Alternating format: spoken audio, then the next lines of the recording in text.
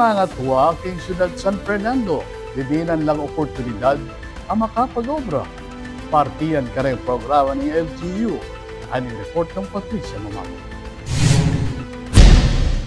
Mag-umpisa na lang mag-obra ring mumunang anam senior citizens king McDonald's bilang order presenters, drink drawers, table managers at guest relation staff. Iti kapamilataning programang obra para kareng mga tuwa o jobs for the elderly ning lokal a gobyerno ning San Fernando. Inyang Lunes, May 26, may kipagpulong ngay Mayor Vilma Caluwag kareng bayong empleyado kaya bereng opisyal ning McDonald's at Golden Arches Development Corporation. Sinigurado ning alkalde na pasik na nga ning employment drive para kareng mga tuwa king kaduang termino ning kayang pamanungkulan. Palawak na ning syudad ing ugnayan na niti king Department of Labor and Employment o DOLE at kareng pribadong kumpanya bang mas marakal pang job opportunities para kareng Fernandino.